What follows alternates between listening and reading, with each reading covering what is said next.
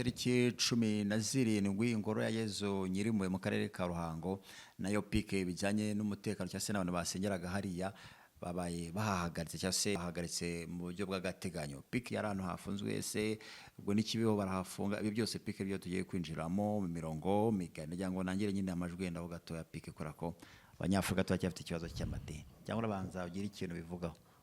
Nubundi amajwi urayashyiramo kubera ko buriya ariko amadini ni ikintu turebye nabi cyane atwica. Buriya abantu b'abanyamadini n'abicanyi benshi banatwica tugomba kuzatubitondera kubera inkundura y'amadini mu myaka yadukiyemo abantu b'amadini bajyaga bicana bari gupfa imyemerere y'amadini. Ariko byari uko bamwe bari bakeneye kuyobora abandi n'abandi bagakenera kuyobora abandi. So uyu munsi rero nyine isi yagiye ihindura imiterere abantu bari kumva neza. Ariko abanyamadini bo bantu bagirana ishyamba ku buryo bagiye banarogana bakanicana. Ariko naje gusanga biterwa yenda n'inyungu runaka bamwe babikuramo, harimo ababikuramo inyungu cyane. Hari abakuramo ijambo ry'Imana kuko ari usanga bagiye ariyo bari gushaka cyangwa ijambo ry'ikizere. Hari n'abakuramo inyungu, hari n'abakuramo ubugoryi, hari n'abakuramo kurindagira. Urumva ibintu by'iyobokamana ni ikintu kimwe kirimo ibintu byinshi bitandukanye. Ariko reka shyiramo ayo majwi ya His Excellency President of the Republic of Rwanda Paul Kagame. Twumve yenda we nk'umuyobozi mukuru w'ikirenga w'u Rwanda. Yego. Icyo we avuga ku madini hanyuma tubone kubiganiraho mu buryo butagoranye cyane butari natwara umwanya munini. Yego kwera ko pikano bavuga ati se bafunze kwa Yezu Nyirimpuhwe ubwo n'ikibeho niko biri buze kuza kugenda. Niyo mpamvu nibazo abantu benshi bibazaga natwe twaba tuti turare kugira ngo twakorere inkuru zimeze gutyo. Nijya ngo iryo jambo ndeshyiremo pika bishyiremo. Kwanza ntabwo numva impamvu insengero zigeraho zigomba kuba ikibazo, kandi banza biba mu banyafurika gusa, sinzi ko hari ahandi insengero zaba ikibazo. Banza ari naho bwa bushobozi butakariraga bwa bundi bavugaga n'abadashakana, abantu bigiriye mu bintu biraho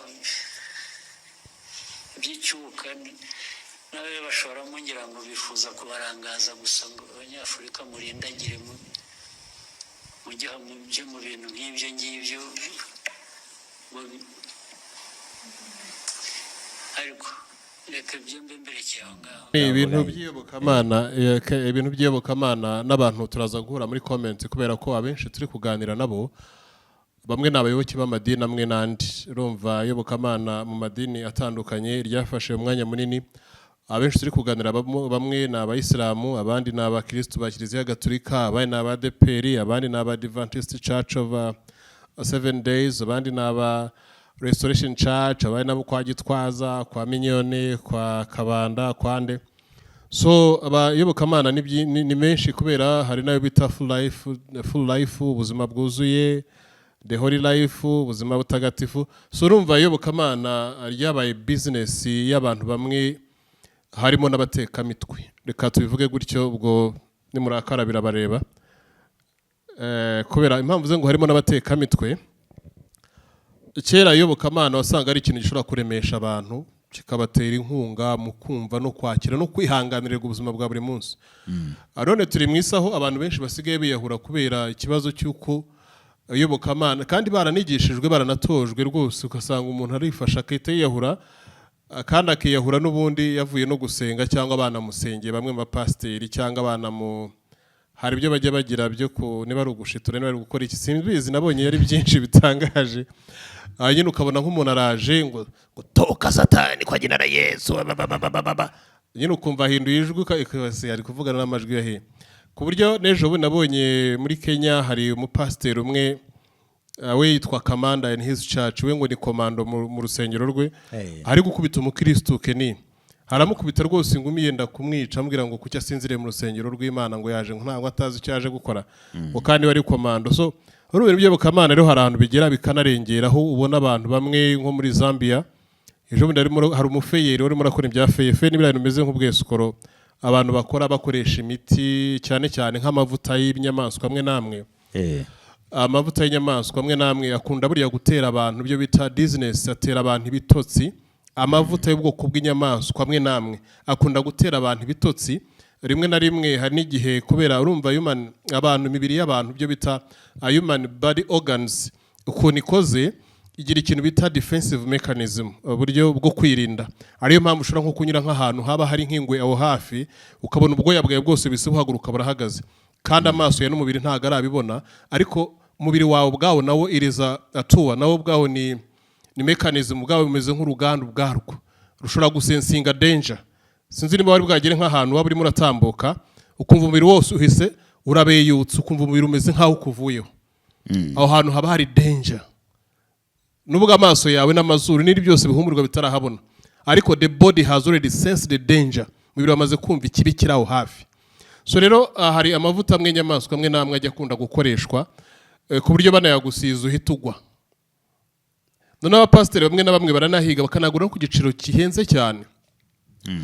bakanayakoresha ku buryo anagukora no ku ruhanga gutya akagukora ku ruhanga yagukoraho abantu bakabona imura trambuling ugatitira bavuga ati nta mashitani yari akurimo ariko it's not soul abapasiteri benshi bakoresha izo nzira n'abandi bantu mu buryo bwo kugira ngo bashe ngo kwigarurira abayobokamana bagaragaze ko ari intumwa bari gukora ibitangaza ibyo bitangazo rero mu kubikora ntago bigenda for free iki kiganiro bisaba ko tuzakugisubiramo kuko cyaba kirekire cyane impamvu bitagenda for free abo bantu bose n'ubundi abakuramo amaturo kandi amaturo abwira ko ari Uwiteka umuremyi wamuhaye izo mbaraga ariko izo mbaraga benshi twaje gusanga ntago ari iz'Uwiteka baba bari gukoresha kubera ko na Yesu ubwe ku giti yarabwiye ngo abantu mwese muzavuga ngo mwami mwami ngo Yesu Yesu ntago twigishije mu izina ryawe azabwira ngo ntago mbazi ntago nigeze mbamenya abo bose rero uri kumva barimo baraza nyine binzaduka amasengero nibyo arahari n'Imana irahari yaraturemye nibyo kubera ko twese niko tubizi twibaza ko ntago twaje hano kuri isi gutyo gusa ariko abantu nabo bari gushyiramo imakabya nkuru mwiyobokamana kene yego ariko pike ino nkuru ubwo rwego rw'imiyoborere RGB nuvuga ngo bari banditse ibaruwa ubwo bayanditse kutaki 17 ariko bahagaritse pike ubwo amasengesho yabaga kwezi kurangiye ndetse ubwo ne yabaga umwaka urangiye ariko yabaga afite abayoboke benshi baje bavaga mu bihugu bitandukanye pike ikibazo cy'umutekano cyese n'abantu basengera reka turebe iryo cengezamatwara ry'imyumvire iri ku kigero kingana gutyo kuko mu byo leta yavuze ntago bivuze ko idashaka abantu bahasengera yavuze ko ibyo bikorwa bihakorerwa ahubwo bitujuje aho ibyo bikorwa bikorerwa hatujuje ubuziranenge ubwo bo bafite ibyo bazakosora ariko impamvu nemvuze kuri yamuciye mu ncamake ku magambo namaze kuvuga mu kanya nari mvuze general ko hari abitwaza ibyo bintu bakakora ibindi kubera ko byanga bikunda habaye icyo bita amagaburo mu bintu byose by'iyobokamana byinshi nkunda kubona haba ari igaburo ritagatifu haba hariho umutambagiro mutagatifu haba hariho umwero mutagatifu haba hariho kwezwa haba hariho kugaburirwa hariho kubatizwa hariho ibintu byinshi muri ibyo byose rero haba harimo no gusengerwa amagini n'amashitani harimo byinshi gukurwamo za daimoni harimo gutokesha satani so urumva ni ibintu byinshi muri ibyo byose rero sasa 99% ibyinshi muri byo ni ibinyoma ariko ibyo ni ibinyoma tw'abanyafrika tutarisobanura kubera ko level of understanding yacu ikiciro cyacu cy'ikigero cyo kubasha gusobanukirwa kiracyari hasi kandi nge ntago nabirenganyirizaga n'abanyafrika benshi ahubwo nge nabarenganye kuba uno munsi yari abantu bakabatangiye kwisobanurira impamvu bo bakomeje kuba abakoranizwa bitekerezo by'amahanga icyo kintu cyombe nabagayira kuba kuri uno munsi abantu bavuga ngo barize barigishijwe bagakomeza kuba bakoronezwa b'ibitekerezo by'abanyamahanga mu kwemera imana z'abanyamahanga kandi izo mana z'abanyamahanga abanyamahanga ba nyirazo ubwazo batemera kubera ko bazikoze kubera politike kandi iyo politike bakoze ni divide and rules niyo kugira ngo badutandukanye babashe kutuyobora ariho abantu badashobora kubasha gushingiranya ngo kubera ko badahuje imyemerere akantu kumve ariho bigusaba ko cyane cyane nkunda kubira nko ku bagabo ariho bigusaba ko nk'iri umugabo ukaba hari nk'umudamu ushobora gushingirwa we ashobora yenda kukugandukira birabije bikunda gushoboka ari ugasanga umugabo kugira ngo azagandukire umugore byo biri kure kugira ngo ujye mu idini ry'umugore yego kubera ko n'ubundi muri Bibiliya handitsemo ko n'undi umugore wawe azagusanga mukanahuza kubaho ndetse no kwemera azasiga se na nyina agusange kubana n'umugabo we nawe usige so na nyoko umusange umwakire mwese mwitegure kubana mutangira urugo rwanyu so muri icyo gihe umuntu umwe uyoboye niwe ugomba kugenda ku bindi bigomba kugenda ariko noneho kenshi bigenda biteye abantu batari guhuza imyemerere izi ngo zirasenyuka buri munsi umunsi ku munsi zirasenyuka. Impamvu zisenyuka ya mbere ni iyi: ntago bahuje ibikorwa n'igihe babigiramo. Njye mfite ubuhamya bwinshi bw'abantu barenze 8 bagiye basenya ingo kubera ko ngo abagore babaga baraye mu masengero bakageraho bataha mu gitondo. Abagabo nabo ngo bagiye gusenga mu misozi bagaruka bakagarukana amakariso n'amasutiye n'ubushanga bw'abandi bagore mu bikapa. Bwese wari waragiye gusenga mugabo, wari waragiye. Ugasanga ibyo bintu byo kudahuza ikintu, kandi ubundi buryo umugore n'umugabo bagomba kuba bari ku murongo umwe. Reka ni n'abantu bari inseparable, bagomba kutagira ikibatandukanye. Noneho babonye ikintu kigomba kubatandukanya within a week, within a year. So cyo kintu ngira ngo cyumve. Pike wenda uno muntu ushaka kugira ikibazo cyase uno muntu wenda wahangayitse, amasengesho yabaga ku cyumweru cya nyuma cy'ukwezi, ubwo yabaga buri mwaka. Urumva hari ahantu hajyaga abantu benshi Pike. Hariya ni bice by'iwacu mu Ruhango. Urumva mfite na mukuru wa mama wanjye ubayo, mukuru wa mama wanjye mbyara, mukuru we bavindimwe nawe ni haba ni hatuye. Urumva natwe niho twakuriye muri biriya bice, ariko urebye Kiliziya Gatolika yari yashinze imizi mu bice n'ubundi bya za Ruhango iyo ngiyo na Muhanga. Buriya naho haba na Kabgayi reka. Kabgayi buri iba Muhanga. So rero ni Muhanga ni Ruhango n'ubundi aho. Oya, Kabgayi ntabwo iri muri Ruhango, iba muri Muhanga. Iba muri Muhanga, ni ku muhanda ujya ubwo Ruhango ngaho za Ntongwe za Kinazi n'ahandi hose. Ibyo bice by'epfo nyine buriya Kiliziya Gatolika harabaga cyane, kandi impamvu yagombaga kuhaba ngira ngo uribuka ko i Nyanza niho umwami yatangiye igihugu, aravuga ngo igihugu yagihaye Yesu nde. None se Pike wenda umwami banza wumve kwanza, umwami yatanze igihugu, amaze gutanga igihugu yagihaye Yesu. Urumva yahaye Yesu igihugu, aba ari we agira umwami. Urumva ari abaturage icyo gihe ntabwo bari kubura kuyoboka, kandi n'umwami yatanze avuga ngo igihugu tugihaye Kristo umwami. Erega aho kantu karakomeye keni, nuko abantu dukunda ugasimbuka, ariko buriya tugatekereje mu myumvire ugatekereza cyane. Ntabwo ari ikintu cyari cyoroshye ko abaturage bigobotora ubukoroni bwari bumaze no gukoroneza mu mutwe w'umwami. Umwami uje kureba abaturage yafashe igihugu akihera Kristo umwami. Ubwo we yiyambuye titire yo kuba umwami. Erega nako kugwa kw'abami naho byaturutse, ntago kugwa kw'abami byaguye gutyo. Byaguye kubera ko baramaze kwinjirirwa na ba Rugigana. Ababera rero bo baje bitwa ba papa.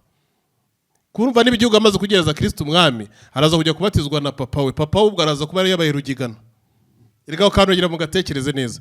Papa we ni wa muzungu wa undi Rugigana niwe amaze kuba papa wande umwami wacu twe twari tuzi igihugu aragifasha gihe Kristo umwami. None uza kumubatiza yitwa papa we. Ubwo n'uvanga byaye muri batisimu na papa wa Rugigana. None wa muri Rugigana byanga bikunda azambwira ibyo akora. Kubera ko ugiye kuri Abanyarwanda buriya twatandukanyijwe n'abami. N'icyadutandukanyije cyanatwishe kugeza kuri munota. Nuko abami bemeye bo kwiyambura igihugu bakagihereza abazungu. Abazungu nabo bagafata igihugu bakagicagaguramo ibice bashingiye ku moko maremano, bakagenda bashyira haba bagakura haba bagashyira haba bagakura haba, sibyo? Ibyo byose rero byabashije kuba byaremye iki? Byaremye ko twebwe nk'abaturage twagomba kumvira ibyabaga byamaze gutegurwa icyo gihe, kandi byose byinshi byateguye mu iyobokamana tutagombaga guhakana ko n'umwami yari amaze kwemera iyobokamana n'igihugu agihereza Kristo umwami. Ariyo mpamvu tubona ngo mu Ruhango hari kwa Yesu Nyirimpuhwe. Ariko ino baruwa yashyikirijwe umwepiskopi wa Diocese Gatolika ya Kabgayi yitwa Dr. Nivuguruzwa Baltazari. Ubwo Kabgayi ubwo ni Muhanga. Muri abice buno nge ntabwo mbizi. Tambwe. Handitse tabwa, handitse tambwe. Ni Kabgayi Kabgayi nyine. Umwepiskopi wa Diocese Kabgayi ni Muhanga, ni muri Muhanga. Ni muri Muhanga niho hari urusengero rukuru. Yego. Ni muri Muhanga. So rero kuba baramuhaye barwa bwo hari byinshi nka Kiliziya Gatolika ko n'urusengero rumaze igihe ruzavugurura mu myubakire cyangwa imikosorere no kwakira abantu bangana nabo rushobora kwa accommodatinga. Ibyo nabyo basanga birimo.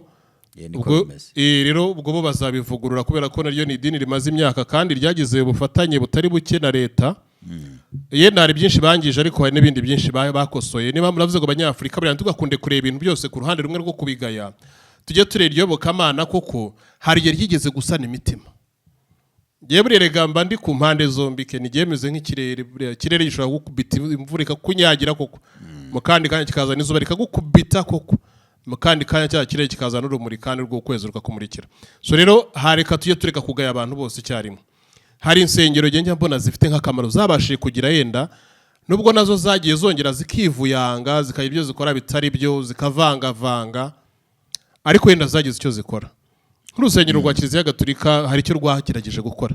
Erega buriya no bazanye iriya system ya education nubwo hari benshi n'ubundi bagiye bagwa muri system ya education ariko nabo bazanye n'ibintu by'isanamitima. Ibyo biti isanamitima ngira ngo ujye byumva. Noneho tuvuye ku isanamitima nanone nta rubwo ari icyo gusa hari n'insengero z'abayisilamu. Buriya nabo hari ikindi kintu gikomeye bagiye bakora. Buriya insengero z'abayisilamu ndetse n'imyemerere ya Kisilamu buriya imeze nk'aho yabashije gushepinga umujyi. Kubera ahantu henshi uzasanga hari umujyi uzasanga hari abanje gutura abasilamu. Kubera bo they are shapers bameze nk'abantu baza gushepinga umujyi. Ahantu hose uzajya kureba haba hariya mu mujyi harimo Central City hariya mwita mu mujyi hitwaga Matongo kera abantu babanje ko abana abasilamu. Aho ngaho mubona za Nyamirambo abantu baturukaga impanda n'imihanda avuga ati byanga bikunda tugomba kugera i Nyamirambo. Ibyo ntabwo twabyibagirwa ko n'abantu bakuru bavuga ati byanga bikunda tumugera Nyamirambo kandi Nyamirambo twumvaga tutaranayigeramo. So urumva rero imijyi myinshi bigenda ubona yabaye formed nanone n'abayisilamu kenshi cyane. Urumva izo niyo bokamana isa nkaho ryagiye rigira icyo rimara rya Kiliziya Gatolika niyo bokamana ry'abayisilamu. Hari n'irindi bitaga Pentecost sinzi niba ari kibaho ariko niryo se ryabaye ry'abadive harira. Ha Pentecost nabo ni abantu bagiraga ibintu byo gufasha abaturage mu nyumvire guhugura abaturage gusoma. Ntabwo ari nk'ibi bintu by'ubuhamya bw'iyi minsi umuntu abwira ngo yasomye Bibiliya ngo yararose ngo muri Bibiliya ngo arerekerwa ngo ahita amenya ngo gusoma no kwandika ngamenya n'icyongereza n'igifaransa. Ibyo n'ubuteka mutwe bantu mujye mureka nawe kubeshya abantu bakanuye.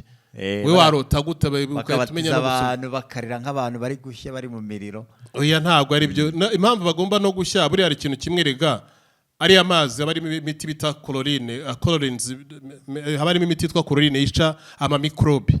Noneho ntabwo wambwira ngo ufata abantu barenga 500 cyangwa 100 cyangwa 200 badahuje body imibiri bamwe bafite n'ama virus bamwe abandi bari mu minsi yabo ubyumve bamwe bafite ama viruses utamenya abandi bafite izindi ndwara utamenya abandi bari mu minsi yabo bose ukabahuriza mu kantu k'amazi amwe adatemba.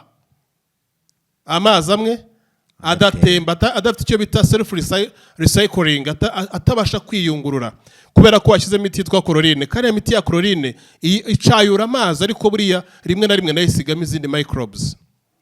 Reka dusoreza turagaruka mu bindi biganiro ariko ibyo bokamana leta irabireba hanyuma revising irebe niba bishobora kuba byakomeza koko hari amadini agomba kwemererwa hari nandi agomba kuba yarebwaho yenda akaba yakongera agafungurirwa. Reka tubitega amaso. Yego turagushimira.